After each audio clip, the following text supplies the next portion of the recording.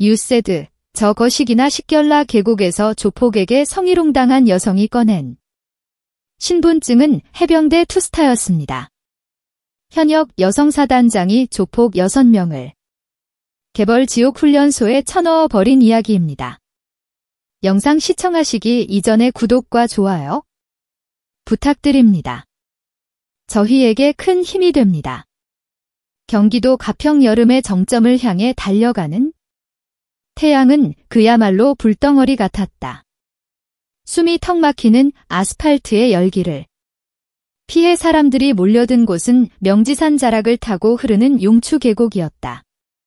차가운 얼음물 같은 계곡물 소리와 아이들의 즐거운 비명, 평상마다 지글거리는 백숙 냄새가 뒤섞여 생동감이 넘쳤다.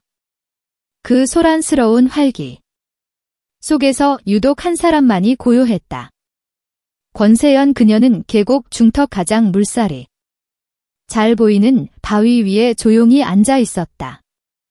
질끈 묶어 올린 머리 화장기. 없는 맨 얼굴 땀을 흡수하기 좋은 평범한 등산복 차림. 언뜻 보면 30대 초중반으로 보이는 동안의 미모였지만 그 나이대 여성에게서는 찾아보기 힘든 기묘한 평온함과 날카로움이 공존했다. 그녀의 진짜 신분은 대한민국 해병대 제2사단 청룡부대를 지휘하는 현역 사단장이었다. 해병대 수색대 출신으로 유리 천장을 부순 것이 아니라 아예 녹여버리며 최초라는 수식어를 독차지한 별두 개의 소장권 세연. 지금은 일주일간의 짧은 휴가 중이었다. 김포와 강화도의 살벌한 최전방 철책선에서 잠시 벗어나 오로지 자연의 소리만을 듣고 싶었다. 하지만 그녀의 귀는 본능적으로 주변의 모든 소리를 분석하고 있었다. 물소리, 매미소리, 그리고 그 사이에 끼어드는 불려 화음까지. 아, 좀 조용히 안 가냐? 물 다 튀잖아 개새끼야. 고요함을 깨뜨린 것은 상류 쪽 명당. 자리를 차지한 한 무리의 남자들이었다. 딱 봐도 번화가 유흥업소에서나 볼 법한 화려한 문신을 팔과 등에 새긴 사내 대여섯 명. 그들은 옷통을 벗어져 채 이미 건화하게 취해 있었다. 그들의 중심에는 덩치가 산만한 사내가 있었다. 마석두 그의 무리는 가평식구라는 이름으로 이 일대 유원지 상권을 쥐고 흔드는 신흥 조폭이었다. 야 고경태 저기 전현 궁둥이 좀 봐라. 내 엄마인데도 아주 그냥 찰지겠는데. 마석두가 낄낄대며 턱짓한 곳에는 어린아이에게 튜브를 태워주던 젊은 부부가 있었다. 아내 되는 여성이 아이를 챙기느라 수영복 차림으로 허리를 숙이자 그것을 노골적으로 입에 올린 것이다. 그 형님 맛은 역시 유부녀 아닙니까? 고경태라 불린 마른 체형의 사내가 맞장구를 쳤다. 그들의 저질스러운 대화는 계곡 전체에 울려 퍼졌다. 주변에서 피서를 즐기던 가족 단위 나들이객들의 얼굴이 순식간에 굳어졌다. 아이들의 귀를 막아주는 부모도 있었고 아이의 똥이 무서워서 피하냐는 듯 자리를 피하는 사람들도 있었다. 하지만 젊은 부부는 피할 수가 없었다.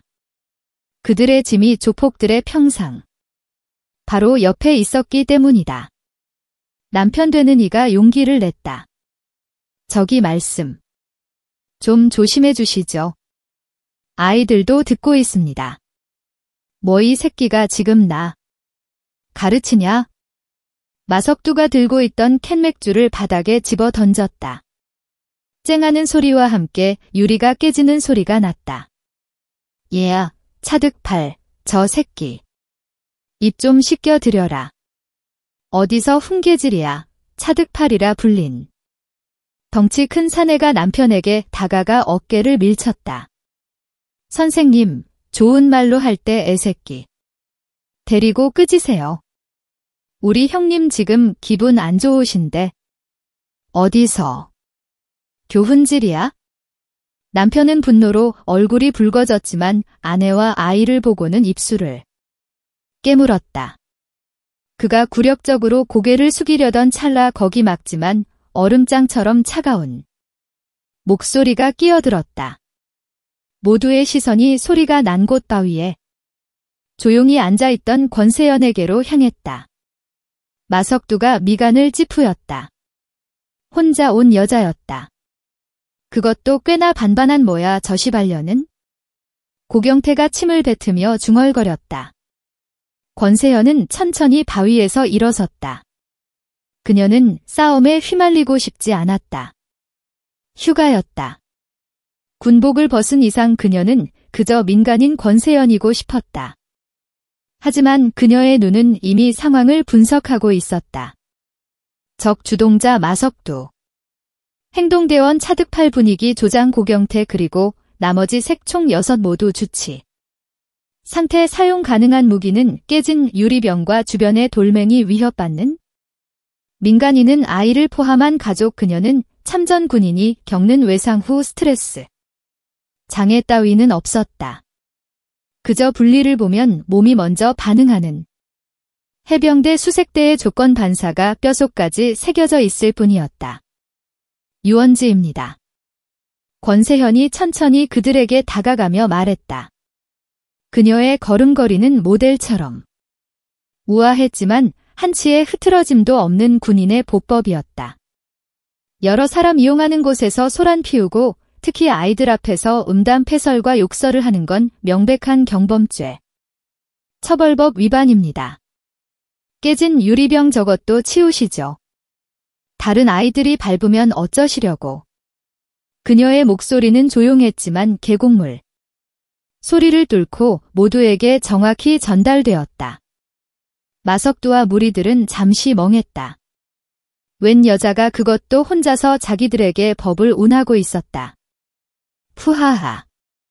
마석두가 배를 잡고 웃기 시작했다. 얘야, 나 지금 존나 무섭다. 경범죄 좆도 모르면서 아는 척하기는 야, 고경태. 전염 보니까 갑자기 확경태가 음흉한 미소를 지으며 권세연의 위아래를 훑었다. 누님, 몸매는 합격, 얼굴도 이만하면 특급이네. 근데 그 딱딱한 말투는 어디서 배웠어? 오빠 앞에서 한 번만 더 지어봐. 아주 그냥이 계곡물로 보지를 싹 씻겨주고 싶네. 차득팔이 거들었다. 형님 저런 년은 엎어놓고 뒤에서 박아야 정신 차립니다. 소장님처럼 딱딱하게 구시네. 아 소장 말고 보지 대장. 그들의 입에서 참아. 입에 담을 수 없는 성희롱이 쏟아졌다. 젊은 부부의 아내는 아이의 눈을 가리고 귀를 막으며 고개를 돌렸다. 권세연의 눈썹이 미세하게 꿈틀했다. 그녀는 분노하지 않았다. 분노는 판단력을 흐리게 한다. 그녀는 그저 표적을 확정했을 뿐이다. 마지막으로 경고합니다. 그 입 다무세요. 그리고 가족분들에게 정중히 사과하고 쓰레기 치운 뒤에 조용히 돌아가시죠. 경곱 이 같은 년이 진짜 죽고 싶어서 환장했나? 마석두의 인내심이 끊겼다. 그가 손을 휘저으며 고함을 질렀다. 얘야, 차득팔, 전연 입에다 뇌물이라도 쳐넣어.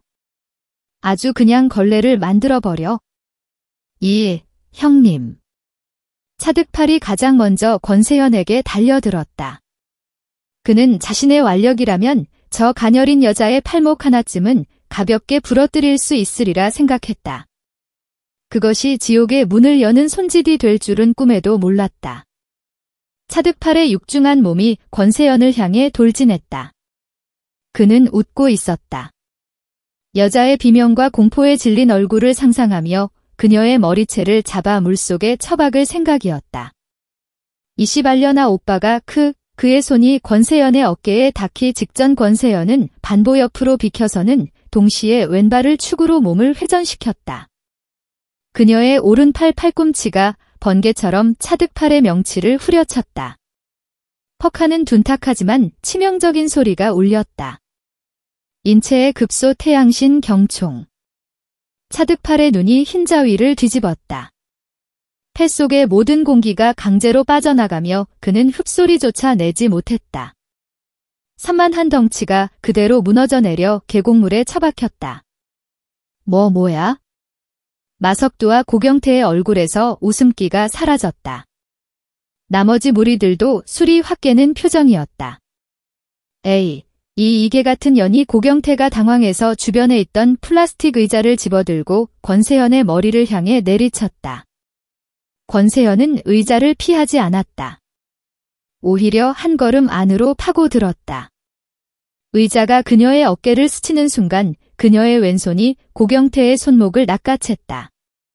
그리고 오른손은 그의 팔꿈치 관절을 받쳤다. 그녀의 동작은 물 흐르듯 자연스러웠다. 그아. 고경태의 입에서 처절한 비명이 터져나왔다. 그의 팔이 반대 방향으로 꺾여 있었다. 해병대 수색대에서 가르치는 근접 격투술 무적도의 기본 관절기였다. 권세현은 팔을 꺾은 채로 고경태를 그대로 끌고 왔다. 그리고 마석두를 향해 방패처럼 내밀었다. 이런 마석두는 당황했지만 이내 허리춤에서 무언가를 꺼내들었다. 접이식 칼이었다. 칼날이 햇빛에 번쩍였다. 칼, 저 여자 칼 들었어? 주변에서 피서를 즐기던 사람들이 비명을 지르며 흩어지기 시작했다. 아이의 울음소리가 터져나왔다. 형님 죽여. 전현 죽여버려. 팔이 꺾인 고경태가 악을 썼다. 마석두는 칼을 쥐고 권세현에게 달려들었다. 정조준도 못하는 년이 오늘 내년 보지에 칼빵을 놔줄게. 그는 칼을 복부를 향해 찔러 넣었다. 권세현의 눈이 차갑게 빛났다. 그녀는 고경태를 마석두에게 밀어붙였다. 마석두는 자신의 부하와 부딪히는 것을 피하려다 중심이 무너졌다. 그 찰나의 순간 권세현은 마석두의 칼준 손목 안쪽을 수도로 내리쳤다. 척골 신경이 정확하게 가격당했다. 마석두의 손에서 힘이 빠지며 칼이 쨍랑 소리를 내며 바위 위로 떨어졌다. 아!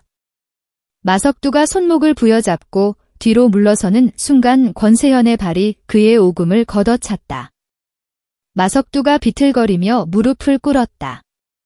권세현은 그대로 그의 머리채를 움켜쥐고 차득팔이 처박힌 계곡물 속으로 쳐넣었다.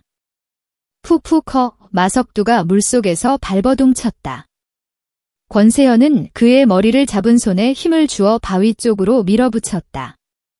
아까 깬 유리병 어디 있습니까?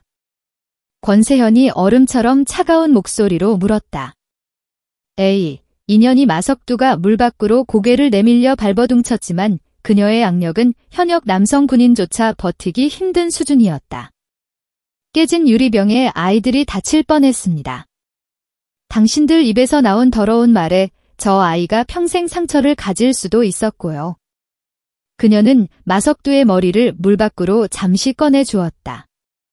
마석두가 숨을 몰아쉬며 욕을 하려던 순간 다시 그의 머리를 물속에 처박았다. 사과하십시오. 내가 눅은 풍덩 물속 몇 초 후 다시 물박 사과하십시오. 흑할게 할게. 살려줘. 마석두가 공포에 질려 외쳤다. 나머지 무리들은 이미 전의를 상실했다. 팔이 꺾인 고경태는 신음하고 있었고 명치를 맞은 차득팔은 물가에서 가쁜 숨을 몰아쉬고 있었다. 나머지 셋은 상황이 믿기지 않는 듯 멍히 서 있었다. 권세현은 마석두의 머리채를 놓고 그를 바위 위로 끌어올렸다. 그녀는 겁에 질린 젊은 부부를 바라봤다. 괜찮으십니까? 네, 고맙습니다. 정말 남편이 떨리는 목소리로 대답했다. 권세현은 고개를 끄덕이고는 무릎을 꿇고 벌벌 떠는 마석들을 내려다 보았다. 일어나. 가서 저분들에게 무릎 꿇고 사과해. 당신 부하들도. 전부. 마석두의 눈에 살기가 다시 어렸다. 그가 치욕에 몸을 떨며 일어서려던 순간이었다. 어이, 거기 무슨 일이야? 굵은 목소리와 함께 제복을 입은 두 사람이 다가왔다. 유원지 순찰을 돌던 지역 경찰이었다. 마석두의 얼굴에 화색이 돌았다. 오순경. 나야 마석두, 미친년이 갑자기 나타나서 우리 애들을 다 패버렸어. 당장 전현 체포해. 상해죄야. 상해죄. 경찰 중 한 명인 오순경은 마석두를 보더니 난처한 표정을 지었다. 그는 이 지역 토박이로 마석두 무리와 어느 정도 안면이 있는 사이였다. 아니 마 사장 여기서 또 왜? 근데 이분은 누군데? 몰라. 웬 미친년이 사람을 이렇게 만들어놨다고? 고경태 팔 부러진 거 안 보여? 당장 수갑 채워. 오순경은 권세연을 곤란한 듯 바라봤다. 아무리 봐도 저 여인 여자가의 덩치들을 이렇게 만들었다는 게 믿기지 않았다. 선생님, 일단 상황 파악을 해야 하니 신분증 좀 보여주시죠. 권세현은 오순경을 물끄러이 바라봤다. 그의 눈동자에서 미세한 유착의 냄새를 맡았다. 마석두가 기세등등하게 외쳤다. 신분증 전현 깜방에 쳐넣어. 내가 변호사 다 선임할 거니까. 어디서 굴러먹던 청년인지 모르겠지만 넌 이제 좆됐어. 내가 너 소란 피우지 마십시오. 권세현이 마석두의 말을 잘랐다. 그녀는 주머니에서 자신의 지갑을 꺼냈다. 하지만 신분증 대신 검은색의 다른 카드를 꺼내들었다. 그것은 그녀의 군 신분증이었다. 경찰 공무집행에 협조하겠습니다. 권세현이 오순경에게 자신의 군 신분증을 내밀었다. 오순경은 마지못해 신분증을 받아들었다. 그리고 그 내용을 확인하는 순간 그의 눈이 찢어질 듯 커졌다. 대한민국 해병대 계급소장 성명 권세현 소 오순경의 턱이 덜덜 떨리기 시작했다. 소장이라는 두 글자가 그의 뇌를 마비시켰다. 별 2개 군단장급 사단장 모해 오순경 전현 안 잡아가고 마석두가 고함을 질렀다. 오순경이 거의 울상이 되어 마두를 돌아봤다. 마사장 닭달기 새끼야 뭐 이 새끼가 돌았나? 닥치라고 이 개새끼야. 오순경이 마석두의 뺨을 있는 힘껏 후려쳤다. 짝하는 소리가 계곡에 울려 퍼졌다. 마석두는 물론 고경태와 차득팔 그리고 같이 온 파트너 경찰까지 모두 경악했다. 오순경은 권세현을 향해 거의 90도로 허리를 숙이며 공포에 질린 목소리로 외쳤다. 저 충성 몰라 배웠습니다. 각하 계곡의 모든 소리가 그 순간 완전히 멈췄다. 각하라는 단어가 용추곡을 얼어붙게 만들었다. 마석두는 자신이 방금 무슨 짓을 했는지 깨닫기 시작했다. 그는 오순경의 반응을 통해 저 여자가 보통 인물이 아니라는 것은 알았지만 소장이라는 단어의 무게를 가늠하지 못했다. 소장 무슨 방송국 소장 고경태가 팔이 꺾인 채 신음하며 물었다. 오순경이 창백해진 얼굴로 마석두의 멱살을 잡았다. 이 미친 새끼야. 사단장님이라고. 별 2개 투스타라고 이 새끼야. 마석두의 눈이 초점을 잃었다. 사단장 군대 별그는 자신이 방금 전 현역 사단장에게 그것도 해병대 사단장에게 창년이라 욕을 하고 보지에 칼빵을 놓겠다고 협박했으며 부하를 시켜 존무를 쳐넣으라고 지시했음을 깨달았다. 마석두의 다리에서 힘이 풀렸다. 그는 그 자리에 주저앉았다. 얼굴이 하얗게 질리다 못해 푸른 빛이 돌았다. 권세현은 그 모든 소란을 조용히 지켜보고 있었다. 그녀는 오순경에게서 신분증을 돌려받아 주머니에 넣었다. 오순경이라고 하셨죠? 예가 저 가평 경찰서 됐습니다. 신원은 확인했습니다. 권세현이 차갑게 말을 끊었다. 그녀는 공포에 질린 마석두와 그 무리들 그리고 그들에게 당했던 젊은 부부를 번갈아 보았다. 이들은 현행범입니다. 폭행 협박 성일롱 그리고 공무집행방해 미수에 당장 연행하겠습니다. 아닙니다. 권세현의 말에 오순경이 의아한 표정을 지었다. 제가 잡았습니다. 그러니 제가 처리합니다. 그녀는 자신의 스마트폰을 꺼내 들었다. 군용 보안폰이 아닌 휴가용 민간폰이었다. 그녀는 단축번호 하나를 길게 눌렀다. 통신보안. 나 청룡은 제2해병 사단장의 호출 부호였다. 사단장님. 충성. 수화기 너머로 긴급한 목소리가 들려왔다. 사단 사령부 직통이었다. 현재 위치 가평 용추곡. 민간인 복장. 사복 입은 불량배들에게 군신분 노출. 사단장님 위급 상황이십니까? 즉각 헌병 특임대를 안이 상황 종료. 다만 본인에 대한 직접적인 성희롱 및 살해 협박이 있었음. 이는 단순한 민간인 폭행이 아니라 군의관에 대한 능멸이자 군에 대한 도전으로 간주함. 권세현의 목소리는 감정 없이 낮게 깔려 있었지만 그 내용은 가평경찰서 소속 오순경의 등골을 서늘하게 만들기에 충분했다. 대사단 헌병대 5분 대기조 말고 특임대 전원 즉각 출동 가평경찰서에 협조 공문 발송하고 이첩 서류 준비할 것. 이들 전원 군형법에 의거한 군인 등 강제추행 및 협박의 준용 여부를 법무실에서 검토하도록 알겠습니다. 즉각 출동하겠습니다. 충성 전화가 끊겼다. 마석두는 군형법이라는 말에 숨이 넘어갈 듯 희거렸다. 사단장님 까카, 제가 군대를 안 나와서 몰랐습니다. 죽을 죄를 지었습니다. 마석두가 그 자리에 머리를 박기 시작했다. 쿵쿵 소리가 날 정도로 세계바닥에 이마를 지었다. 한 번만 용서해 주십시오. 제가 다신 안 그러겠습니다. 고경태와 차득팔 그리고 나머지 무리들도 공포에 질려 일제히 무릎을 꿇고 머리를 박기 시작했다. 살려주십시오. 잘못했습니다. 계곡은 순식간에 조폭들의 사제 현장으로 변했다. 권세현은 그들을 싸늘하게 내려다봤다.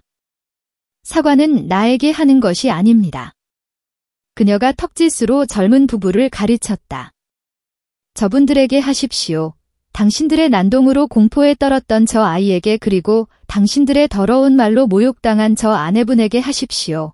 마석두는 즉각 무릎으로 기어가다시피 하여 젊은 부부에게 향했다. 죄송합니다. 제가 죽일 놈입니다. 정말 죄송합니다. 그의 무리들도 일제히 죄송합니다. 외쳤다. 젊은 부부는 어쩔 줄 몰라 하며 권세연을 바라봤다. 권세연은 그들을 향해 가볍게 고개를 숙여 보였다. 놀라게 해드려 죄송합니다. 아이가 많이 놀란 것 같으니 오늘은 이만 돌아가시는 게 좋겠습니다. 네, 고맙습니다.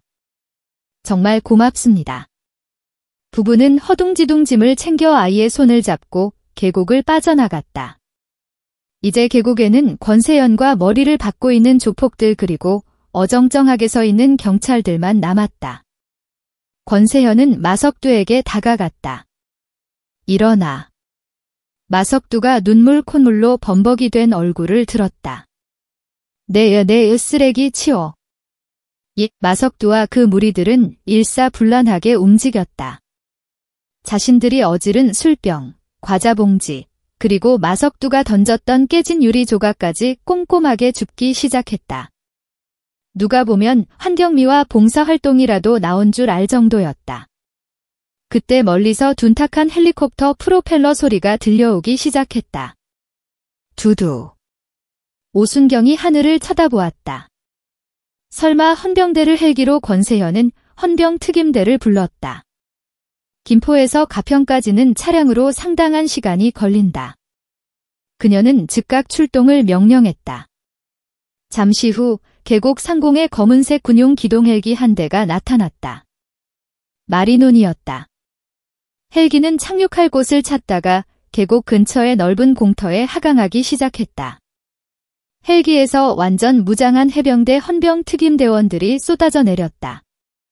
그들의 군복에는 특별경호대라는 패치가 선명했다. 그들은 신속하게 조폭 무리들을 포위했다. 충성 소장님 헌병대장이 권세현에게 달려와 우렁차게 경례했다. 수고했다. 저들이다. 즉각 연행하겠습니다. 헌병대원들이 마석두 일당에게 다가가 수갑 대신 케이블 타이를 꺼내 들었다. 아, 안 돼, 사단장님. 까카. 제가 진짜 마석두가 절규했다. 민간 경찰서 유치장이 아니었다. 해병대 헌병되었다. 그는 이제 자신의 인생이 끝났다고 생각했다. 권세현은 그를 물끄러이 바라봤다. 그녀의 눈에는 분노가 아닌 깊은 연민과 실망감이 어렸다. 당신들 그녀가 입을 열었다. 당신들의 그 힘, 그 기백, 그 넘치는 에너지를 왜 고작 민간인 겁박하고 여자 희롱하는 데 쓰는 겁니까? 그 팔에 새인 문신 그게 당신에게 용기를 줍니까?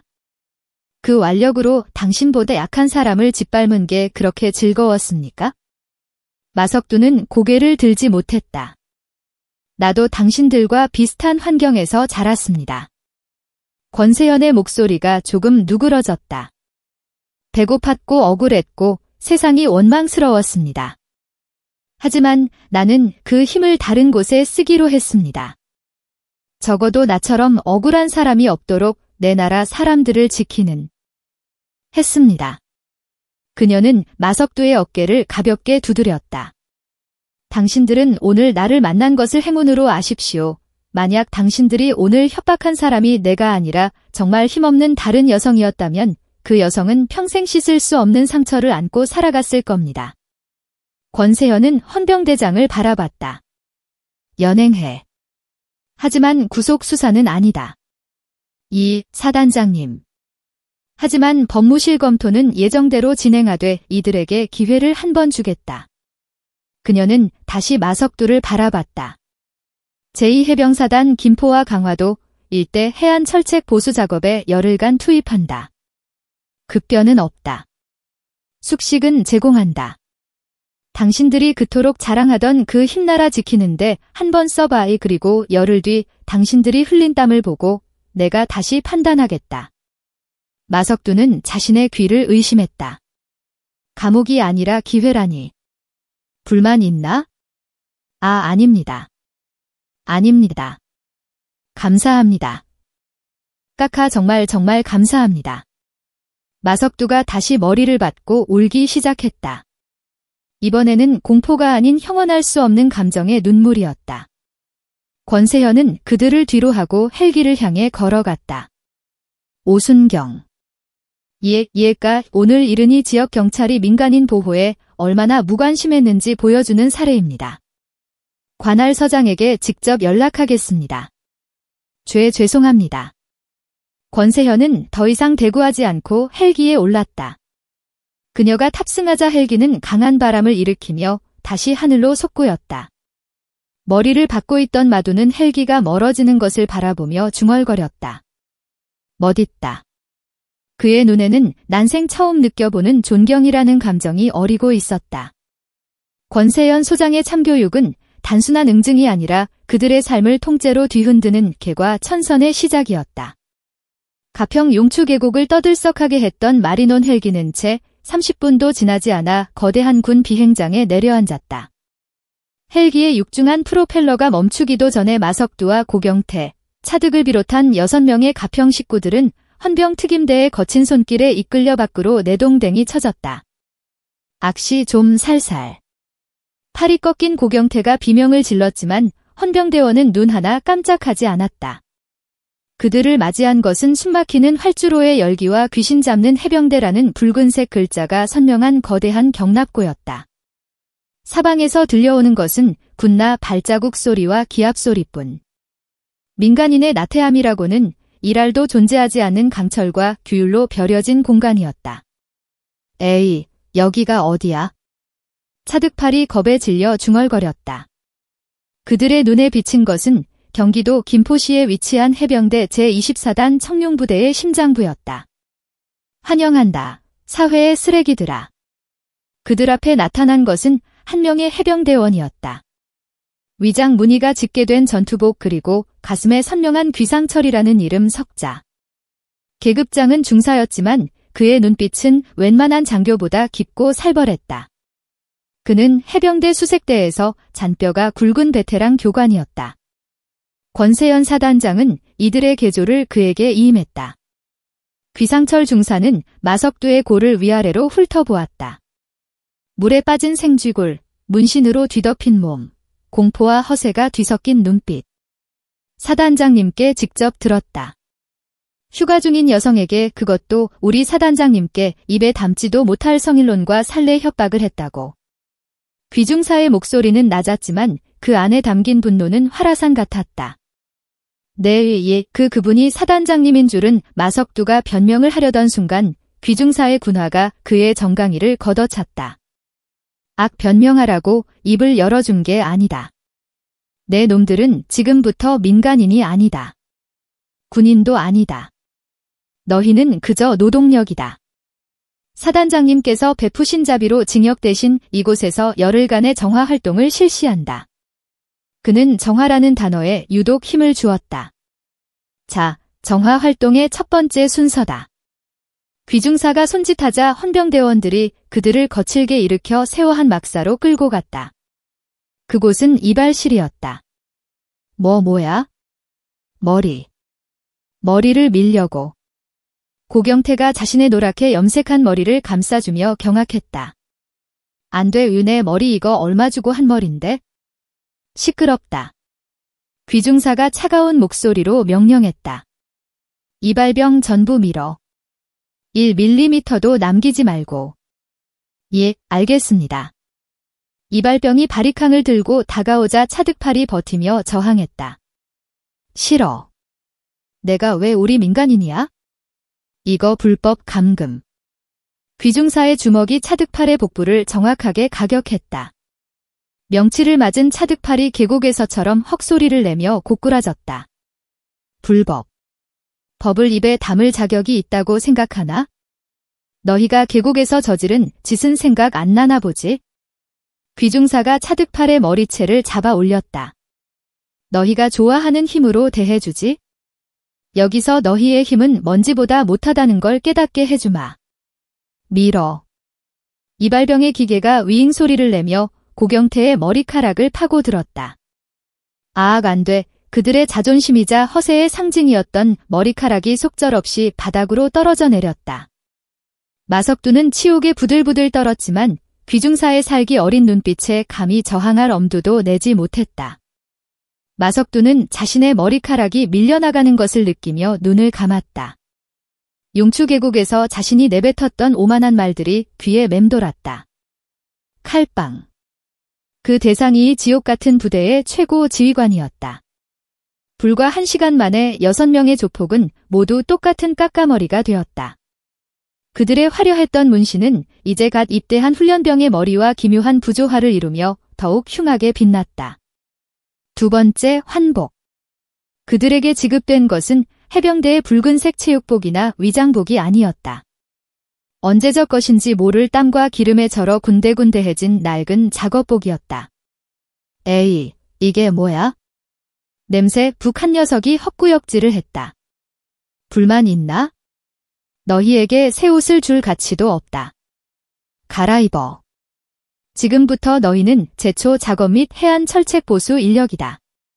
그들은 굴욕적으로 옷을 갈아입었다. 마지막으로 지급된 것은 낡아 빠진 군화였다. 저 중사님 쟤는 파이. 마석두가 용기를 내어 팔에 깁스를 한 고경태를 가르쳤다. 귀중사는 고경태를 쳐다보지도 않고 대답했다. 팔이 부러졌나? 다리는 멀쩡하군. 왼손도 멀쩡하고 삽질은 못해도 쓰레기는 주울 수 있겠지. 차가운 대답에 마석두는 입을 다물었다. 그들이 끌려간 곳은 막사가 아니었다. 부대 외곽 해안선 근처에 위치한 낡은 컨테이너 막이었다. 쇠로 된 2층 침대 6개가 전부. 에어컨은커녕 선풍기 한 대 돌아가지 않는 찜통이었다. 오늘부터 열흘간 이곳이 너희의 숙소다. 아니, 이건 너무하잖아. 사람이 어떻게 이런 데서 자. 무리 중 하나가 울분을 터뜨렸다. 귀중사는 그를 천천히 돌아봤다. 너희가 사람 대접을 받고 싶었나? 계곡에서 아이가 우는데도 쌍욕을 퍼붓고 여성을 성적으로 희롱하던 너희가 지금부터 너희는 사람이 아니다. 그의 목소리가 얼음장처럼 차가워졌다. 너희는 게다 사단장님께서 목줄을 채워준 게 알아들었나? 그 누구도 대답하지 못했다. 대답. 귀중사의 고함이 컨테이너를 뒤흔들었다. 해병대 수색대 교관의 적진을 향해 포효하는 사자의 목소리였다. 네, 6명의 조폭들이 군대 경험이 없음에도 불구하고 본능적으로 고개를 숙이며 대답했다. 첫날이니 특별히 저녁 식사를 제공하지. 그들이 따라간 곳은 병사 식당이 아닌 식당 뒤편의 잔반 처리장이었다. 그곳에는 식사를 마친 병사들이 내놓은 잔반통이 있었다. 뭐 설마 오늘 너희의 저녁이다. 너희가 그동안 사회에서 훔치고 갈취한 돈으로 처먹었을 기름진 음식 대신 대한민국 장병들이 흘린 땀의 나머지다. 귀중사는 국자를 들어 잔반통에서 짬뽕이 된 음식을 퍼올렸다. 처먹어. 우욱. 마석두는 위액이 역류하는 것을 느꼈다. 그는 가평일대를 주름잡던 마 사장이었다. 이런 개돼지 취급은 난생 처음이었다. 못 먹겠나? 그럼 굶어. 내일 아침까지 아무것도 없다. 그리고 내일 작업은 강화도 최전방 철책선이다. 마석두는 자신의 손을 내려다 보았다. 권세현에게 제압당할 때 바위에 쓸려 생긴 상처가 쓸하다. 그는 이곳이 진짜 지옥임을 깨달았다. 권세현 소장은 그들을 죽이지 않았다. 대신 그들의 자존심과 인간성을 한꺼풀씩 벗겨내고 있었다. 마석두는 떨리는 손으로 식판을 들었다. 그리고 잔반통 앞에 섰다. 치욕으로 눈물이 흘렀다. 먹는다. 먹으면 될 거 아니야? 그가 눈을 감고 첫 숟가락을 입에 넣었다. 그것은 음식이 아니었다. 자신이 짓밟았던 모든 이들의 눈물만이었고 자신의 오만이 부서지는 소리였다. 김포의 첫날 밤은 그렇게 짐승의 울음소리와 함께 깊어가고 있었다. 새벽 4시 김포의 하늘은 아직 치읓 같은 어둠에 잠겨 있었다.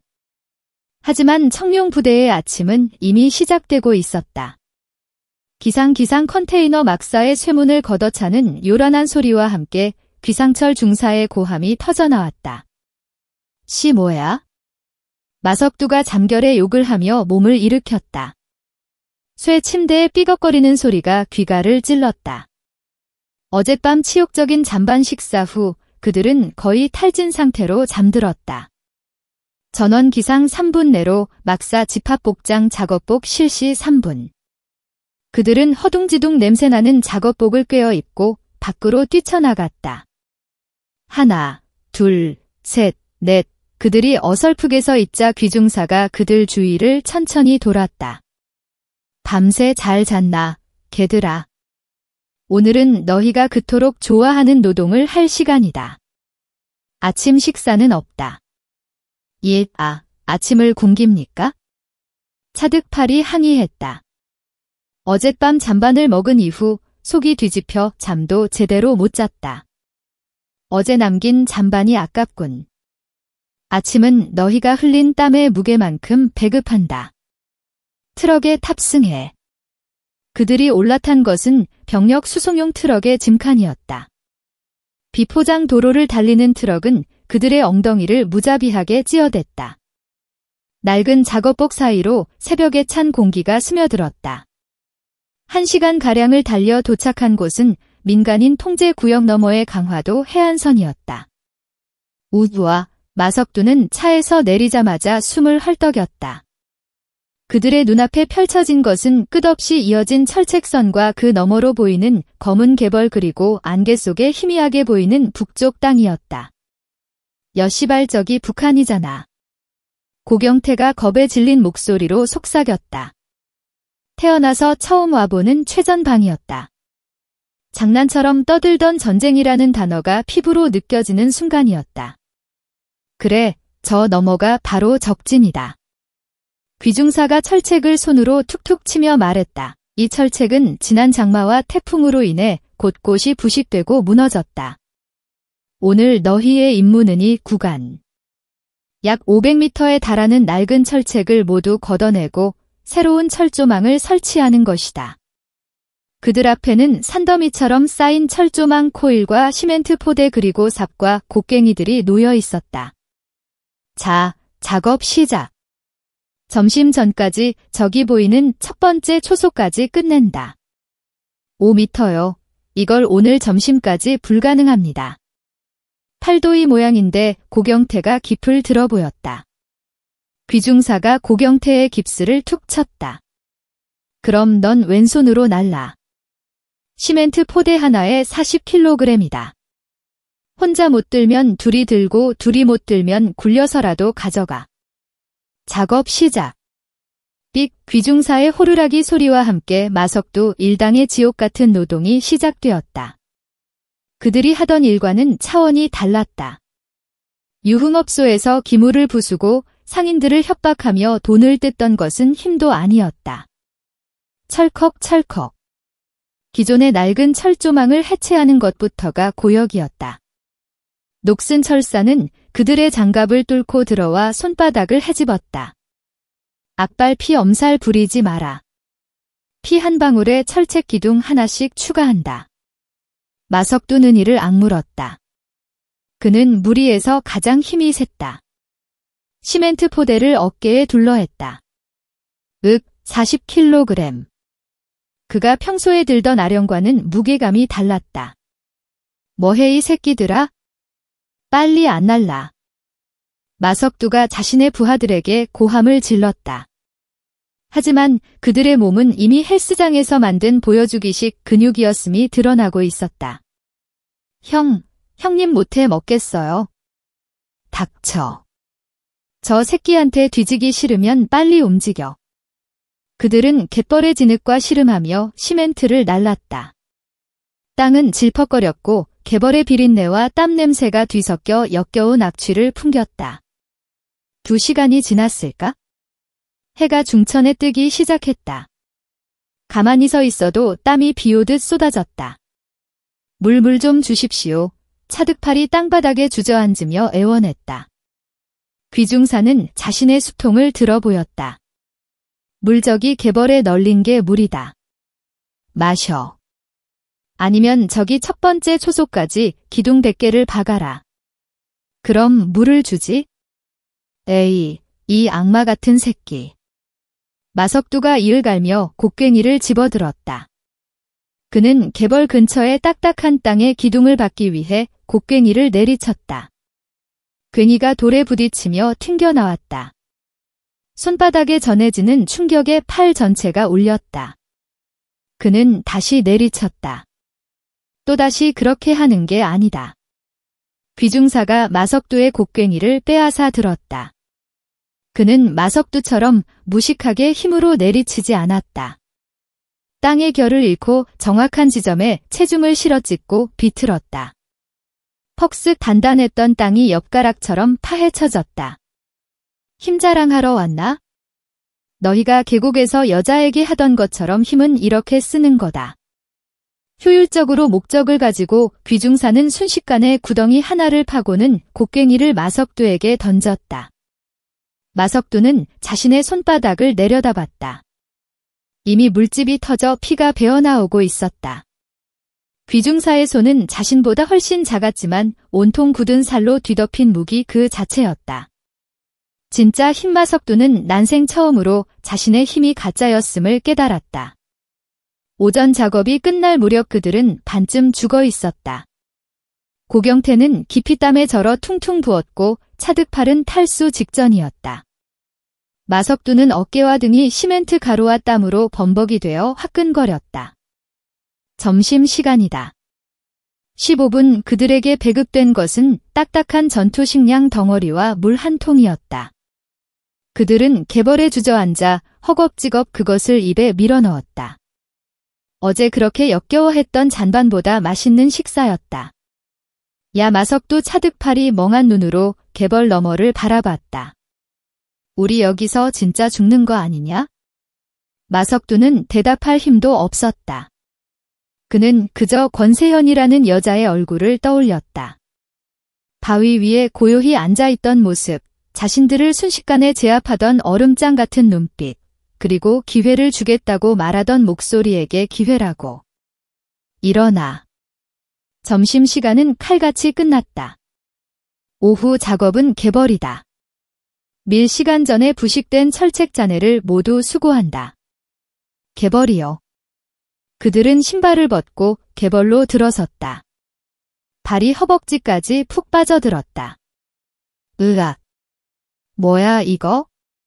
움직이지 마라. 개벌에서 허우적대면 더 깊이 빠진다. 체중을 분산시키고 포복 자세로 이동해. 귀중사는 익숙한 뜻을 기어갔다. 하지만 조폭들에게는 생지옥이었다. 개벌은 그들의 몸을 빨아들였다. 녹슨 철조망은 그들의 작업복을 찢고 허벅지를 긁었다. 형님, 나 못 가겠어? 다리가 안 빠져.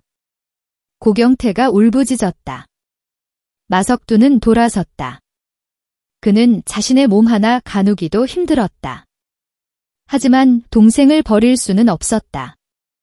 에이, 마석두는 개벌에 엎드려 자신의 팔을 뻗었다.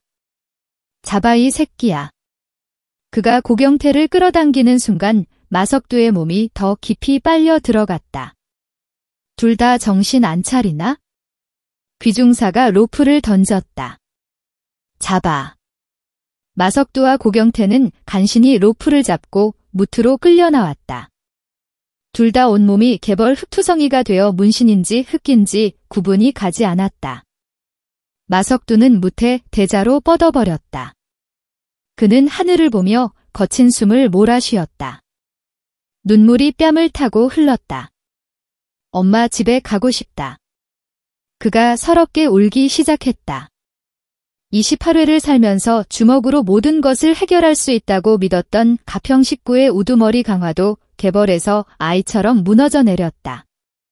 귀중사는 그를 말없이 내려다 보았다. 울어라. 실컷 울어. 그리고 일어나. 아직 해가 지지 않았다. 그날 밤 컨테이너 막사에서는 그 어떤 코는 소리도 잡담도 들리지 않았다. 6개의 시체가 널브러져 있을 뿐이었다. 그들의 육체는 한계에 도달했고 정신은 부서졌다. 권세현이 설계한 정화활동의 2단계 파괴가 완벽하게 이루어진 순간이었다. 지옥 같은 노동이 닷새째 이어졌다. 마석두와 그 무리들은 더 이상 인간의 몰이 아니었다. 햇볕에 검게 그을린 얼굴, 철조망이 찢기고 굳은 살이 박인 손, 시멘트 가루에 푸석해진 머리카락.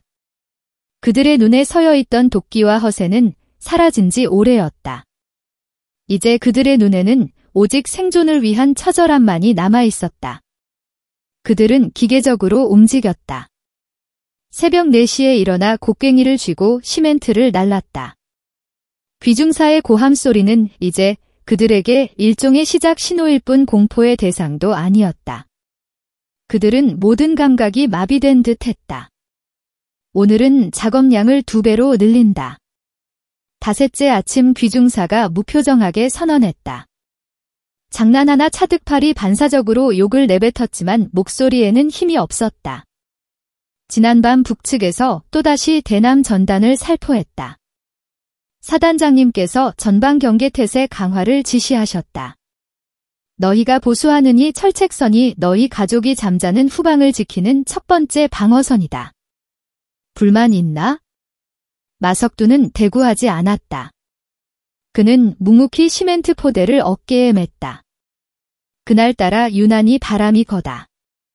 서해의 해풍은 철책을 붙들고 있는 그들의 몸을 날려버릴 듯했다. 그때였다. 그들 옆에서 함께 철책 보수 작업을 돕던 한 젊은 해병대원이 비틀거렸다. 그는 이제 갓 일병 계급장을 단 김민준이라는 병사였다. 김일병이 발을 헛디는 순간 그가 지고 있던 무거운 공구함이 균형을 잃고 옆으로 쏟아졌다. 공구함이 향한 곳은 날카로운 철책 기둥의 잔내 위였다. 위험해. 귀중사가 소리쳤지만 너무 늦었다. 그 순간 가장 가까이 있던 마두가 본능적으로 몸을 날렸다. 이 새끼야. 그는 기밀병을 어깨로 밀쳐내고 대신 쏟아지는 공구함을 자신의 등과 팔로 받아냈다. 화르르르릉 쿵 육중한 쇠붙이들이 마석두의 등을 덮쳤다.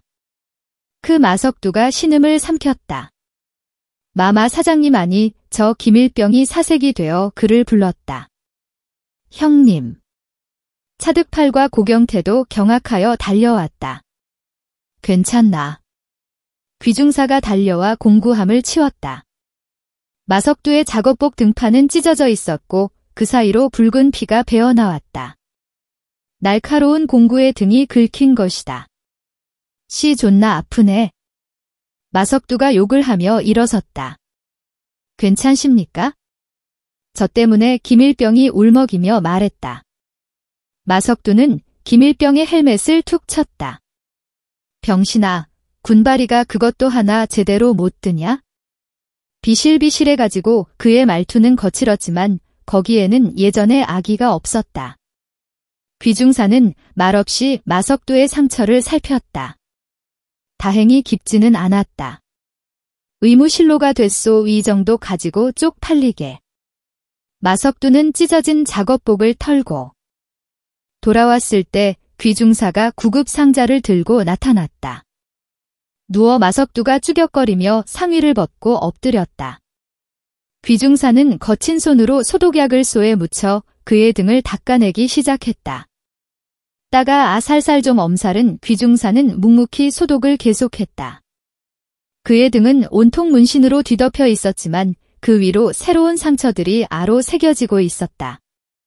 왜 구했지? 귀중사가 불쑥 물었다. 뭘 그냥 눈앞에 보이는데 어떻대? 너희 같은 놈들은 자기밖에 모르는 줄 알았는데? 마석두는 대답하지 않았다. 소독을 마친 귀중 중사가 막사 구석에 걸터 앉았다. 그는 담배 대신 딱딱한 건빵을 입에 물었다. 아까 내가 구한 저 기밀병 귀중사가 입을 열었다. 아버지가 시장에서 작은 가게를 하셨다. 그런데 너희 같은 놈들한테 걸렸지? 마석두의 어깨가 움찔했다.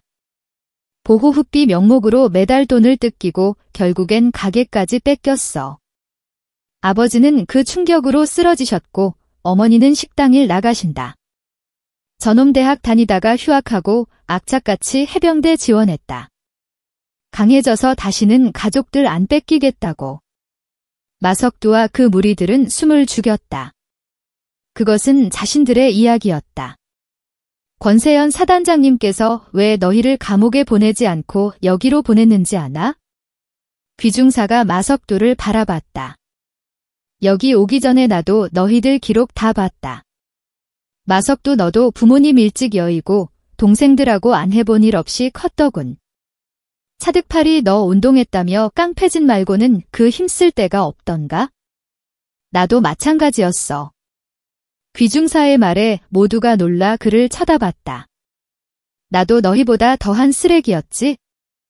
18배 사람을 반쯤 죽여놨다. 재판장에서 판사가 그러더군. 그 힘을 사람을 해치는데 쓸 것인가? 살리는데 쓸 것인가? 그러고는 선택지를 줬지? 소년원 5년 아니면 해병대 입대. 귀중사는 자신의 굳은 살 박인 손을 내려다봤다. 사단장님도 나 같은 놈이었던 거다. 그분도 어릴 적 깡패 소굴에서 자랐지만 그 힘을 바로 쓰기로 선택하신 분이야. 그분 눈에는 너희가 그냥 깡패가 아니라 힘을 잘못 쓰고 있는 놈들로 보였던 거다. 컨테이너 안에는 무거운 침묵이 흘렀다. 사단장님은 너희에게 기회를 주신 거다. 너희가 그토록 자랑하던 그 힘이 고작 계곡에서 여자나 희롱하고 노인이나 등칠 힘인지 아니면 오늘 내가 기밀병을 구한 것처럼 누군가를 지킬 수 있는 힘인지 귀중사는 자리에서 일어났다. 내일이면 열흘 중이었다. 남은 나을 똑바로 해. 너희의 힘을 증명해봐. 그게 너희가 개가 아니라 사람이라는 유일한 증명이다. 귀중사가 나가고 막사 안에는 정적만 감돌았다. 마석두는 자신의 손을 내려다봤다. 피와 흙먼지 굳은 살로 뒤덮인 손이었다. 그동안이 손으로 사람들을 때리고 돈을 뺏고 협박했다. 그런데 오늘이 손으로 사람을 구했다. 형님. 차득팔이 조용히 불렀다. 우리 진짜 잘못 살았다. 그치. 마석두는 대답 대신 주먹을 꽉 쥐었다. 주먹 안에서 차가운 강철로만 여겼던 해병대의 기울 속에 숨겨져 있던 뜨거운 온기가 느껴졌다. 그것은 권세현 소장이 그들에게 건넨 마지막 기회의 온기였다. 지옥의 연날이 밝았다. 와석두의 등에는 귀상철 중사가 발라준 소동의 화끈거림이 그리고 가슴에는 난생 처음 느껴보는 낯선 책임감이 자리 잡았다. 어젯밤 귀중사가 들려준 이야기 김민준 일병의 사연 그리고 권세현 사단장과 자신의 과거는 마석두의 머릿속을 떠나지 않았다. 그들은 더 이상 개가 아니었다. 힘을 잘못 쓴 놈들이었다. 일곱째 날 아침 귀상철 중사는 그들을 다른 곳으로 이끌었다. 강화도 해안 철책선이 아니라 부대 후방에 위치한 유격 교육장이었다. 오늘은 여길 탑니까? 차득팔이 아찔한 높이의 로프 코스를 보며 질린 목소리로 물었다. 닷새간의 노동으로 온몸의 근육이 비명을 지르고 있었다. 아니 귀중사가 고개를 저었다. 오늘은 쉴 시간을 주지. 그의 휴식이라는 말에 마석두 일당은 의한 표정을 지었다. 저기 보이는 창고제사단에서 사용하는 모든 훈련 물품과 보급품을 임시 보관하는 곳이다. 어제 내린 비로 일부 젖은 물품들을 밖으로 꺼내 말리고 재정비하는 작업이다. 철책 보수 작업에 비하면 그야말로 꿀같은 작업이었다. 하지만 귀중사가 검지를 세웠다. 이곳 물품은 전부 사단직할 장비다. 작은 실수 하나도 용납되지 않는다. 특히 저 안쪽 구역은 통신 장비와 정밀 기기들이다. 털끝 하나 건드리지 마라. 알겠습니다. 마석두가 처음으로 진심에서 우러나온 우렁찬 목소리로 대답했다. 그의 태도가 바뀌자 고경태와 차득팔을 비롯한 나머지 무리들도 긴장한 표정으로 고개를 끄덕였다. 그들은 낡은 창고 안으로 들어갔다. 내부는 생각보다 거대했다. 산더미처럼 쌓인 위장막 훈련용 고무 총기 그리고 한쪽 구석에는 방수포로 덮인 전자 장비들이 보였다. 자, 시작한다. 위장막부터 밖으로 꺼내서 말린다. 작업은 순조롭게 진행되었다. 간의 강제 노동으로 그들은 이미 하나의 팀처럼 움직였다. 와석두가 지시를 내리면 차득팔이 가장 무거운 것을 들었고 고경태는 깁하지 않은 왼손으로 끈을 풀었다. 야 마석두 차득팔이 땀으로 축한 위장막을 어깨에 매며 속삭였다. 오늘 저녁이면 7일째다. 사흘만 버티면 우리 진짜 나갈 수 있는 거냐? 닥치고 일이나 해 마석두가 투명스럽게 대답했지만 그의 눈에도 희미한 희망이 어렸다. 그때였다. 뭐 형님 저거 무리 중 막내가 창고 천장을 가리쳤다. 거대한 철제 빔으로 이루어진 천장 한 구석에서 빗물이 뚝뚝 떨어지고 있었다. 비세잖아. 마석두가 욕을 뱉었다. 어제 내린 비가 낡은 지붕에 틈을 뚫고 들어온 모양이었다. 귀중사님, 비가 셉니다. 마석두가 밖을 향해 소리쳤지만 때마침 지나가는 전차의 굉음에 묻혀버렸다. 젠장. 얘야, 고경태. 너 나가서 중사님 모셔와. 차득팔, 너랑 나는 저거 뭐라도 바치자. 어디에 떨어지는데? 그들이 빗물이 떨어지는 곳을 확인한 순간 마석두의 얼굴이 하얗게 질렸다. 안 돼, 물방울이 떨어지는 곳은 귀중사가 털끝 하나 건드리지 말라고 경고했던 정밀 통신 장비 위였다. 이미 검은색 하드 케이스 위로 물웅덩이가 고이기 시작했다. 저거 줬다면 우리 진짜 마석두는 생각할 겨를도 없었다.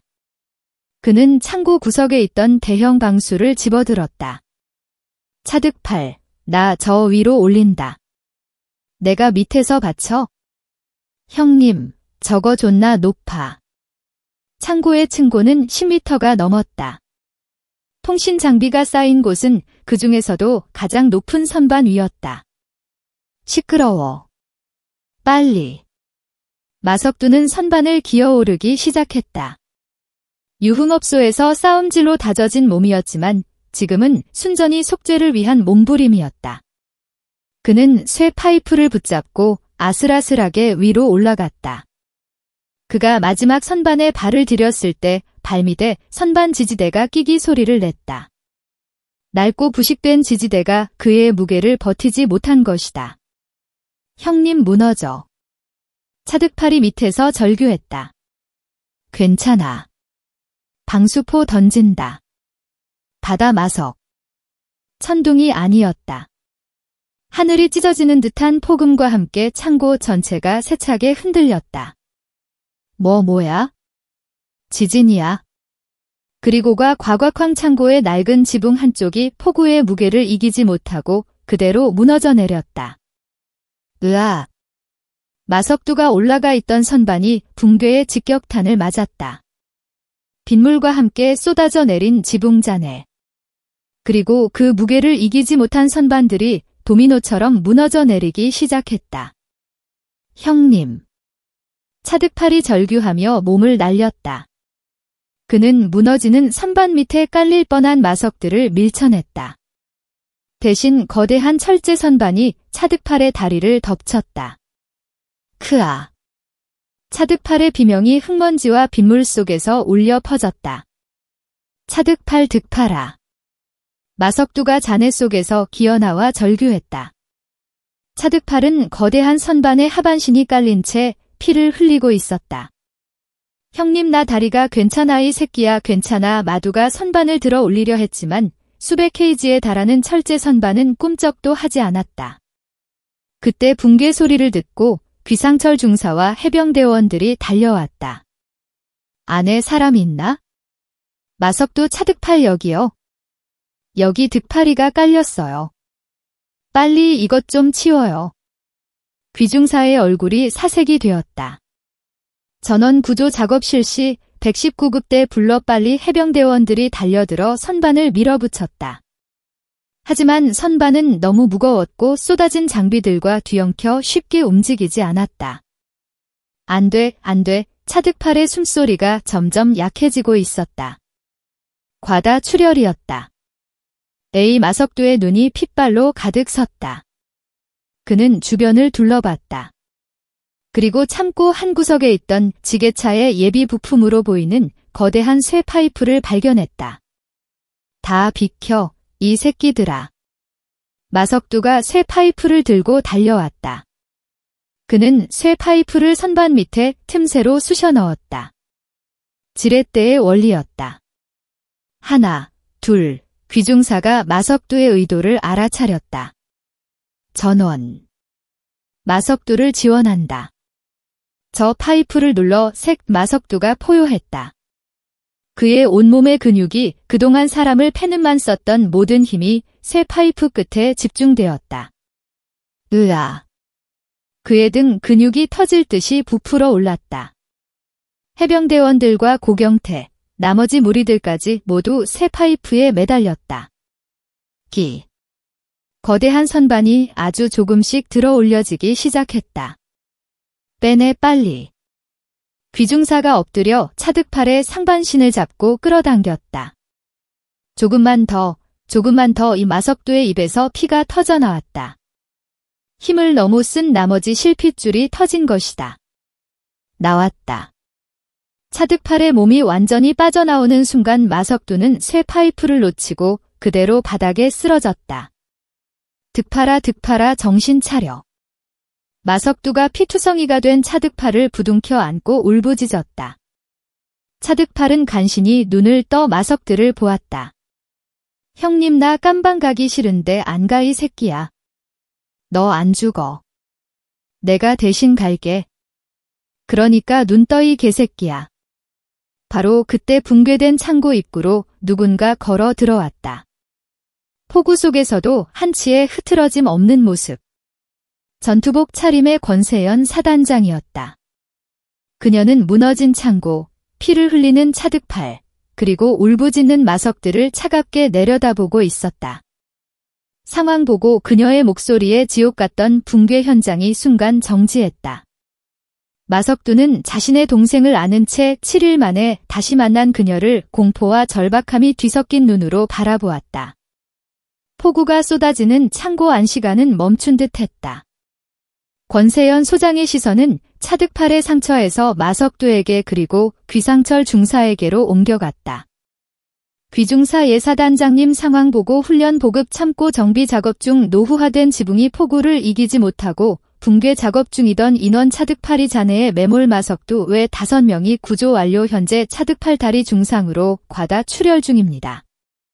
권세연은 고개를 끄덕였다. 그녀는 쓰러진 마석두에게 다가갔다. 마석두는 차득팔의 다리에서 흘러나오는 피를 자신의 작업복 상위로 필사적으로 지혈하고 있었다. 비켜. 비키라고 했다.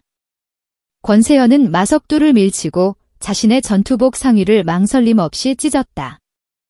그리고 주머니에서 항상 소지하고 다니는 군용 지혈대를 꺼냈다. 그녀의 동작은 용추 계곡에서 조폭들을 제압할 때처럼 빠르고 정확했다. 동맥이 아니다. 정맥 출혈이다. 이 정도면 살 수 있다. 그녀는 능숙하게 차득팔의 허벅지 상단을 압박하고 지혈대를 감았다. 의무병보다 더 침착하고 전문적인 응급처치였다. 형님 차득팔이 고통 속에서 신음했다. 꽉 물어 권세연이 지혈대를 조이자 차득팔이 비명을 질렀다. 마석두 권세연이 그를 불렀다. 일어나. 내 부하를 다치게 한 책임을 물어야겠다. 그 말에 마석두의 눈이 절망으로 흔들렸다. 사단장님 그게 빗물이 새서 제가 내 말 아직 안 끝났다. 권세연이 일어섰다. 저기 덮인 통신 장비. 저거 하나 값이 얼만지 아나?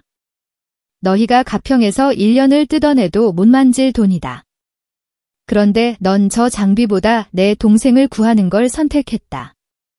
권세연은 무너진 잔내 속 마석두가 덮으려 했던 방수포를 가리켰다. 방수포는 통신 장비가 아니라 마석두와 차득팔이 깔렸던 곳 근처에 떨어져 있었다. 붕괴의 순간 그는 장비가 아니라 사람을 택한 것이다. 아닙니다.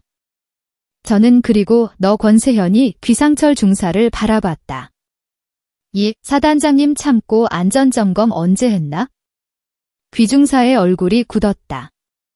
이런 노후화된 창고에 안전장비 하나 없이 민간 인력을 투입한 건 누구지?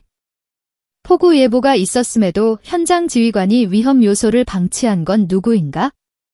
저의 불찰입니다. 귀중사가 고개를 숙였다. 사단장님, 마석두가 다급하게 외쳤다. 아닙니다. 귀중사님 잘못 아닙니다. 저희가 그냥 시끄럽다. 권세현이 마석두의 말을 잘랐다. 이번 붕괴 사고의 책임은 전적으로 관리 소홀과 안이한 판단을 한 나 사단장과 현장 지휘관에게 있다. 차득팔은 군작전 지원 중 발생한 공상자에 준하여 국군수도 병원으로 즉각 이송한다. 모든 치료비는 사단복지기금에서 지출한다. 사단장님 마석두는 자신의 귀를 의심했다. 깡패인 동생이 공상자 대우를 받는다는 말이었다. 그리고 너희들 그녀가 마석두와 고경태 나머지 4명을 바라봤다. 너희의 열흘간의 정화 활동은 오늘부로 종료한다. 이 동료가 피를 흘렸다. 그 피로 너희는 용추 계곡에서 흘리지 않았던 땀과 눈물을 모두 쏟아냈다. 열을 채우지 못했지만 오늘 너희가 보여준 모습으로 너희의 속죄는 충분히 증명되었다. 마석두는 아무 말도 할 수 없었다. 그는 그저 엎드려 울었다. 7일 전 자신을 계보지라 모욕했던 여자가 이제는 자신의 동생을 살리고 자신들의 죄를 증명되었다고 말하고 있었다. 귀중사, 사단장님 이들 헌병대로 인계해. 깨끗한 군복으로 환복시키고 깨끗이 씻겨. 그리고 사단장실로 전원 데려와. 저녁은 병사식당에서 제대로 먹인다. 1시간 후 난생 처음으로 뜨거운 물이 쏟아지는 해병대 샤워실에서 7일간의 땀과 흙먼지, 그리고 피를 씻어낸 마석두 일당은 어색한 표정으로 써 있었다. 그들에게 지급된 것은 낡은 작업복이 아닌 각 잡힌 해병대 신형 전투복이었다. 머리는 여전히 까까머리였지만 그들의 눈빛은 7일 전에 그것이 아니었다. 그들은 사단장실로 안내되었다. 청룡부대의 지휘 통제실, 수많은 작전 지도와 모니터, 그리고 한쪽 벽을 가득 채운 역대 사단장들의 사진. 그 방에 무게감에 압도당한 마석두 일당은 숨조차 크게 쉬지 못했다. 권세현은 자신의 집무실 의자에 앉아 있었다. 젖었던 전투복은 이미 갈아입은 후였다. 그녀의 책상 위에는 소장 권세현이라는 명패가 금빛으로 빛나고 있었다. 앉아라. 그들은 딱딱한 의자에 어색하게 앉았다. 차득팔은 수도병원으로 이송됐다. 수술만 잘 받으면 걷는 데는 지장 없을 거다. 감사합니다. 사단장님 마석두가 고개를 숙였다. 내가 너희를 왜 이곳에 데려왔는지 귀중사에게 들었을 거다운에 들었습니다. 너희는 힘이 있다. 권세현이 자리에서 일어나 창밖을 바라봤다. 창밖으로는 김포와 강화도의 드넓은 평야 그리고 그 너머의 강이 보였다. 그 힘으로 너희는 지금까지 남의 것을 빼앗고 약한 자들을 울리는 데 썼지. 그 결과가 고작 용추 계곡에서 술주정 부리며 여자나 희롱하는 거였나? 나는 너희와 같은 힘으로 여기까지 왔다. 이 별 2개의 무게가 뭔지야? 그녀가 자신의 어깨에 달린 별을 가리쳤다. 이 김포와 강화도 서해 최전방을 지키는 수만 명의 목숨이다. 그리고 그들이 지키는 후방의 수천만 국민의 안이다. 너희가 오늘 쏟아낸 그 힘사람을 살리기 위해 발악했던 그 힘이 바로 내가 매일같이 지고 가는 무게다. 권세현은 다시 돌아앉아 마석들을 똑바로 응시했다. 너희를 사회로 돌려보낸다. 법적인 처벌은 이번 봉사활동으로 가음한다. 가평경찰서의 오순경은 내가 처리했다. 너희와 유착했던 그 부패 경찰 말이다. 어제부로 감찰에 넘겼다. 아마 옷 벗어야 할 거다. 마석두는 놀랐다. 그녀는 단순히 자신들만 벌한 것이 아니라 그들이 속했던 부패의 고리까지 끊어내고 있었다. 이제 너희에게 선택지를 주겠다. 권세현이 서류 한 장을 내밀었다. 하나는 지금 당장 이곳을 나가서 예전처럼 사는 거다. 다시 가평으로 돌아가서 깡패짓하고 보호흡이 뜯고 지금은 병원에 누워있는 차득팔의 인생까지 나락으로 끌고 가라. 어차피 너희 같은 놈들 안 변하니까. 2번째, 그녀가 다른 서류를 내밀었다. 그것은 사회봉사 연계 및 직업 알선 프로그램 신청서였다. 너희가 오늘 참고에서 보여준 그 힘, 그 조직력, 그걸 올바른 곳에 써라. 너희 같은 놈들을 전문적으로 받아주는 사회적 기업이 있다. 전과자들의 새 출발을 돕는 곳이지. 물론 밑바닥부터 다시 시작해야 할 거다. 철거 현장 혹은 배를 타야 할지도 모르지. 그녀는 마석두에게 펜을 건넸다. 선택해. 가평 식구 마석두로 돌아갈 건가? 아니면 오늘 사람을 구한 마석두로 다시 태어날 건가? 마석두는 떨리는 손으로 펜을 바라봤다. 그는 고개를 들어 자신의 동료들을 보았다. 팔에 깁스를 한 고경태도 겁에 질려있던 막내도 모두가 마석두를 바라보고 있었다. 그들의 눈에는 더 이상 조폭의 탐욕이 없었다. 그들은 살고 싶었다. 사람처럼 마석두는 펜을 집어들었다. 그리고 2번째 서류새 출발이라고 적힌 곳에 자신의 이름 석자를 꾹꾹 눌렀었다. 마석그가 서명을 마치자 고경태를 비롯한 나머지 4명도 차례로 다가와 서류에 서명했다. 권세현은 그들의 서명을 말없이 지켜보았다. 좋다. 그녀가 인터폰을 들었다. 귀중사, 전원 병사 식당으로 안내해. 오늘 저녁 메뉴는 특식이다. 닭고기 튀김이랑 돼지 불고기 남기지 말고 전부 먹여서 내보내. 그녀는 자리에서 일어났다. 나가바알 마석두와 일당들이 자리에서 일어나 사단장실을 나가려 할 때 권세현이 마지막으로 그를 불렀다.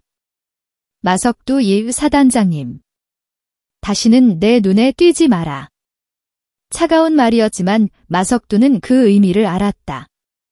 감사합니다. 그리고 그때 정말 죄송했습니다.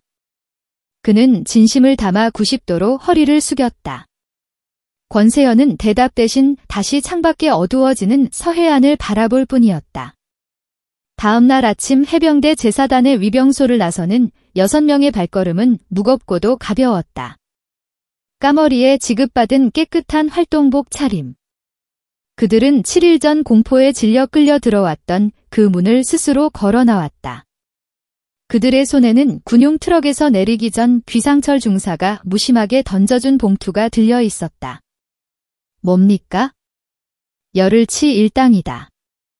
이 봉투 안에는 현금 50만 원이 들어 있었다. 사단장님께서 주시는 거 아니다. 너희가 7일간 흘린 땀의 대가다. 너희가 보수한 그 철책선 그 값이다. 그들은 그 돈을 참았을 수가 없었다. 그것은 돈이 아니었다. 피와 땀 그리고 속죄의 증거였다. 가평으로 돌아가는 버스 안도 입을 열지 않았다. 7일 만에 돌아온 민간 사회는 너무나 평화로웠지만 낯설었다.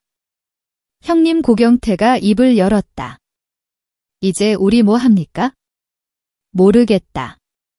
마석두는 차창 밖을 바라봤다. 일단 득파리부터가 봐야지. 그들은 가평으로 가지 않고 곧장 국군 수도병원이 있는 성남으로 향했다. 면회실에서 만난 차득팔은 다리에 두꺼운 붕대를 감고 있었지만 표정은 밝았다.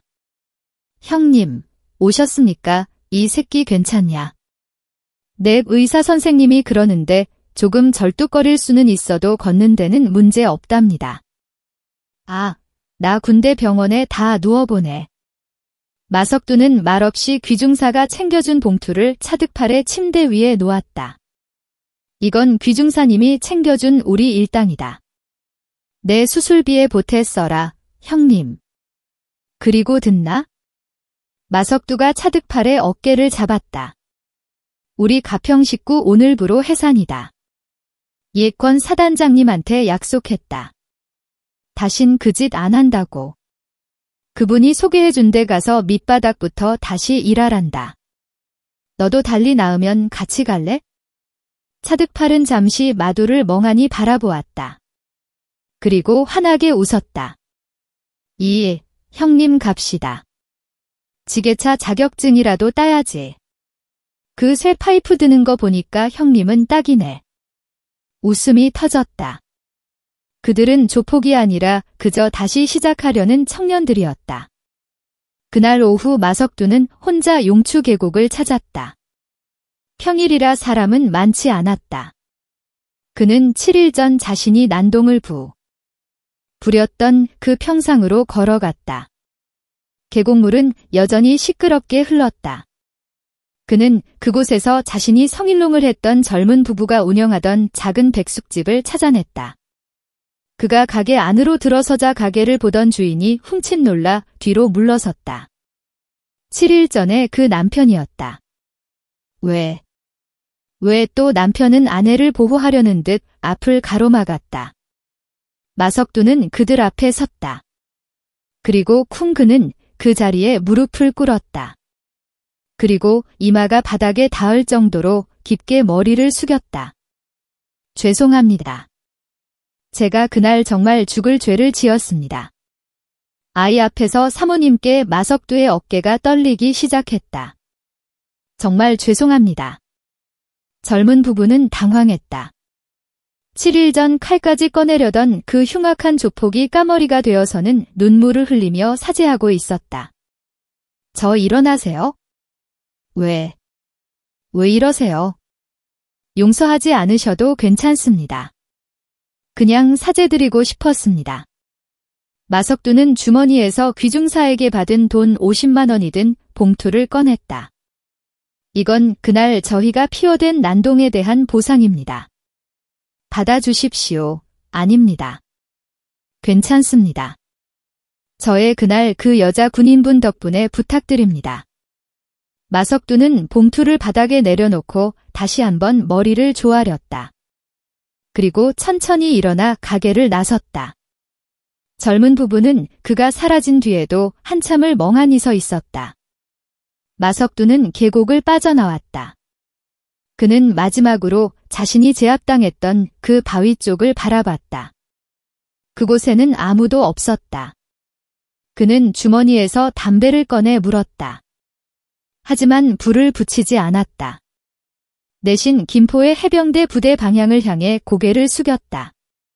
그는 권세연을 다시 볼 일은 없을 것이다. 하지만 그녀가 자신에게 새겨준 강철의 온기는 평생 그의 심장에 남아있을 터였다.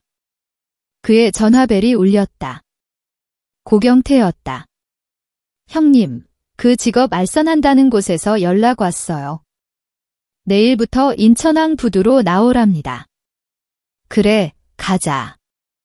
마석두는 담배를 불러들여 쓰레기통에 버렸다. 가서 사람답게 땀 흘려야지. 그가 인천항을 향해 발걸음을 옮겼다. 지옥 같던 7일 그리고 새로운 살가평의 조폭 마석두는 죽었고 인천항의 인부 마석두가 태어나는 순간이었다. 그의 참교육은 끝났고 개과천선은 이제 막 시작되었다. 인천항 대한민국의 심장으로 들어오는 관문이자 수많은 삶의 이야기가 하역되는 거대한 무대. 이곳의 공기는 바다의 짠내와 쇠의 비린내 그리고 디젤 연료의 매캐한 냄새가 뒤섞여 있었다. 새벽을 찢는 기적 소리와 거대한 컨테이너 크레인이 움직이는 괴음은 이곳이 단 하루도 잠들지 않는다는 것을 증명했다. 마석두와 그의 전 식구들은 이곳 연부두의 한 하역장에서 새로운 삶을 시작했다. 이거 7일짜리가 아니었어. 평생짜리네. 차득팔의 부재근은 수도병원에서 재활 중이었다로 5명이 된 그들. 고경태가 깃풀 이리저리 돌리며 앓는 소리를 냈다. 그의 왼손은 냉동 창고에서 막 꺼낸 참치 박스를 옮기느라 붉게 얼어 있었다. 닥쳐. 땀 흘린 만큼 밥 준다잖아. 마석두가 숨을 몰아쉬며 말했다. 그의 등에는 쌀포대가 산처럼 쌓여 있었다. 가평 식구의 우두머리였던 그의 어깨는 이제 한 가정의 가장들이 짊어지는 삶의 무게를 견디고 있었다. 그들이 맡은 일은 부두 노동자 중에서도 가장 고되다는 야간 하역조였다. 권세연이 연결해준 사회적 기업은 그들에게 자비를 베풀지 않았다. 다만 정당한 노동의 기회를 주었을 뿐이다.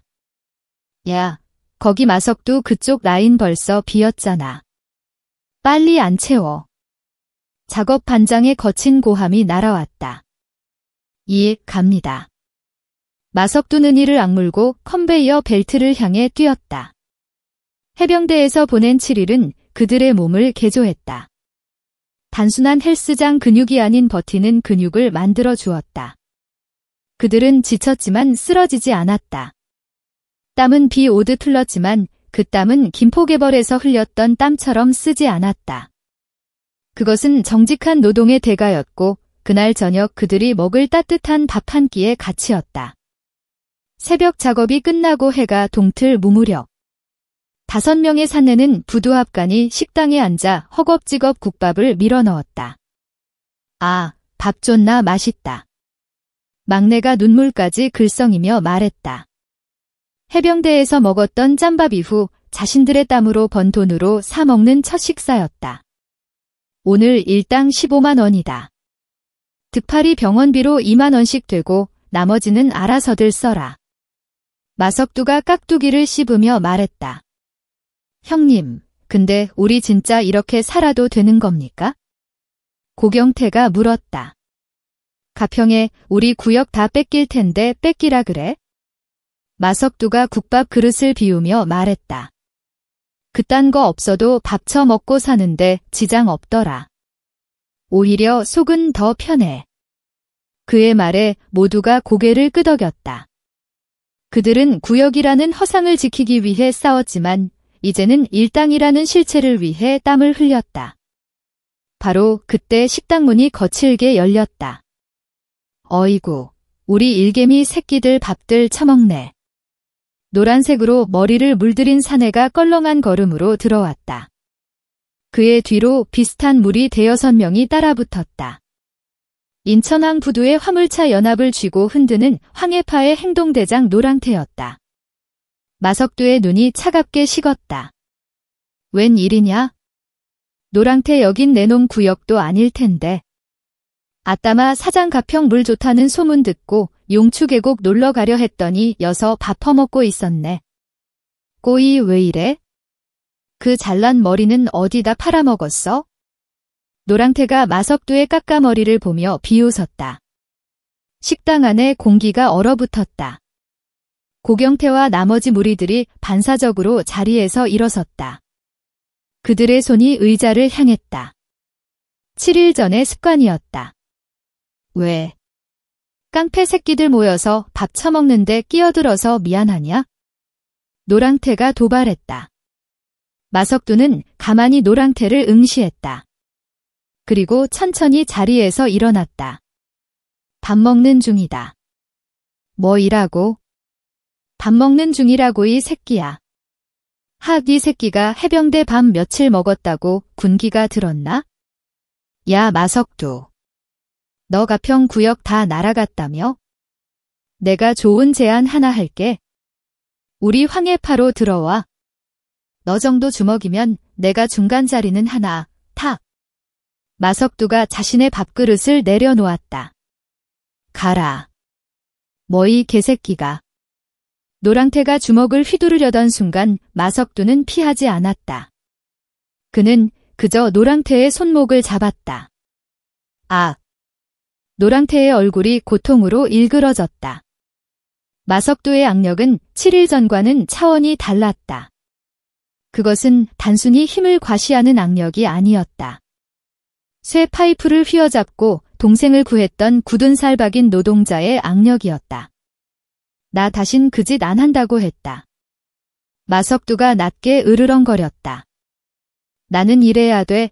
득팔리 병원비도 내야 되고 우리 애들 밥도 먹여야 돼. 그러니까 내 밥그릇 걷어 차지 마라. 에이 이거 안나 한 번만 더 내일 방해하면 마석두의 눈이 7일 전 권세연이 자신을 바라보던 그 눈빛과 닮아가고 있었다. 그때는 내가 배운 대로 한다. 알아들었으면 꺼져. 마석두가 손목을 놓아주자 노랑태는 손목을 부여잡고. 그들은 더 이상 어둠 속의 조폭이 아니었다. 그들은 인천항의 햇살 아래에서 정직하게 일하는 노동자 마석두와 그의 동료들이었다.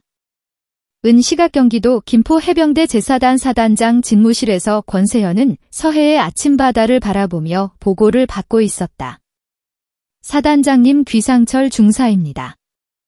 들어와. 위장복 차림의 귀중사가 들어와 거수 경례를 붙였다. 가평 특별 노동 인력 관련 최종 보고입니다. 말해. 금일부로 전원 인천항 하역 작업 투입 확인되었습니다. 국군 수도병원 차득팔 어제부로 일반 병실 이동 재활경과 양호합니다. 그래. 권세현은 돌아보지 않고 말했다. 그리고 사단장님께서 주시하셨던 황해파 관련 보고입니다. 그제야 권세현의 눈썹이 살짝 움직였다. 오늘 새벽 6시경 황해파 행동대장 노랑태 외 6명 마석두 일행이 식사 중이던 식당에 접근 시비가 있었으나 마석두의 제압으로 물리적 충돌 없이 상황 종료되었습니다. 제압 내 마석두가 노랑태의 손목을 제압 폭력 행사 없이 언어로 상황을 종료시켰습니다. 인천항 협력업체를 통해 확보한 영상입니다. 귀중사가 태블릿 화면을 내밀었다. 화면 속에는 마석두가 노랑태를 압도적인 힘으로 제압하면서도 주먹을 날리지 않고 그를 돌려보내는 장면이 고스란히 담겨 있었다. 권세현의 입가에 아주 희미한 거의 보이지 않는 미소가 스쳤다. 힘을 쓸 줄 알게 됐군. 예, 그렇습니다. 귀중사도 흐뭇한 표정을 감추지 못했다. 그들이 사용한 힘은 더 이상 폭력이 아니었습니다. 통제였습니다. 수고했다. 귀중사, 권세현은 다시 창밖으로 시선을 돌렸다. 사단장님, 궁금한 것이 있습니다. 뭔가 그들을 처음부터 이곳 인천항으로 보내실 계획이었습니까? 황해파가 그들을 가만두지 않을 것을 알고 계셨습니까? 권세현은 잠시 침묵했다. 그녀가 연결해준 사회적 기업은 하필 인천항에 있었고 그곳은 마석두의 옛 구역과 라이벌 관계에 있던 황해파의 영역이었다. 강철은 불로만 단련되지 않는다. 귀중사, 그녀의 목소리가 낮게 깔렸다. 뜨겁게 달군 뒤에는 반드시 차가운 물에 담금질을 해야 비로소 강해지는 법이지. 개벌의 땀이 불이었다면 그들의 예습관과 마주하게 하는 것은 무리다. 스스로 그 물을 이겨내야 다시는 예전으로 돌아가지 않을 테니까. 그들은 시험을 통과한 거다. 귀상철 중사는 진심으로 고개를 숙였다. 자신 역시 그런 과정을 통해 지금의 귀상철이 되었음을 알기 때문이었다. 권세현의 참교육은 한 인간의 영혼을 부수고 재조립하는 거대한 과정이었다. 알겠습니다. 사단장님. 이제 그들에 대한 보고는 중요한다. 우리에겐 우리의 일이 있으니 예 충성. 귀중사가 경례를 붙이고 사단장실을 나갔다. 홀로 남은 권세현은 집무실 한쪽에 걸린 액자를 바라보았다. 그것은 그녀가 해병대 수색 때 소위 시절 함께 작전했던 팀원들의 사진이었다. 검게 그을린 젊은 얼굴들. 그중 유난히 환하게 웃고 있는 한대원의 얼굴에서 그녀의 시선이 멈췄다. 그녀의 첫 부사수서해 연평도 그에서 분리의 교전으로 잃은 윤현우사, 이전 시노시스의 윤현후 기자와는 다른 이 이야기 속 그녀의 아픈 손가락이었다. 그녀가 용추계곡으로 휴가를 갔던 것도 사실은 그 유하사의 길을 조용히 보내기 위해서였다. 그녀는 군복 주머니에서 낡은 인식표 하나를 꺼냈다. 유하사의 것이었다. 보고 있나 아야? 그녀가 나지막이 중얼거렸다. 내가 지키려 했던 사람들. 아직 저렇게 힘을 주체 못하고 방황하는 놈들이 많다. 하지만 고쳤을 수 있더군. 내가 목숨 바쳐 지키니 땅이 적어도 썩어 문드러지지는 않게 해야지. 그녀는 인식표를 굳게 주었다. 마석두 일당에게 쏟았던 그 에너지는 단순한 분노가 아니었다. 자신의 부하가 목숨 바쳐 지킨 대한민국을 안에서부터 존먹는 것들을 향한 사단장의 책무였다. 그때 집무실의 검은색 직통 전화기가 요란한 벨소리가 아닌 낮고 긴급한 비상 신호음을 울리기 시작했다. 미유. 권세현의 눈빛이 순식간에 변했다. 휴가객의 평온함도 조련사의 만족감도 사라졌다. 그녀의 눈은 다시 서해 최전방을 수호하는 청룡 사단장의 얼음 같은 눈빛으로 돌아왔다. 그녀가 수화기를 들었다. 여기는 청룡 사단장님 합참 지휘통제실입니다. 금일공 9시 30분 백년도 서북방 수화기 너머로 다급한 보고가 쏟아졌다. 권세현은 수화기를 든 채 창밖의 평화로운 서해 바다를 노려보았다. 전사단 그녀의 목소리는 마석두가 들었던 그 어떤 고함보다 차갑고 무거웠다. 비상경계 태세 격상 5분 대기조 즉각 출동 준비 나도 지금 지휘 통제실로 간다. 수화기를 내려놓은 그녀는 망설임 없이 자신의 전투모를 집어들었다. 가평의 조폭들을 향했던 그녀의 분노는 이제 본래의 주인을 찾아 국적 불명의 위협이 도사리는 검은서의 바다를 향하고 있었다. 그녀의 진짜 전쟁은 아직 끝나지 않았다. 오늘도 시청해주셔서 대단히 감사합니다. 영상이 즐거우셨다면 구독과 좋아요 부탁드리겠습니다.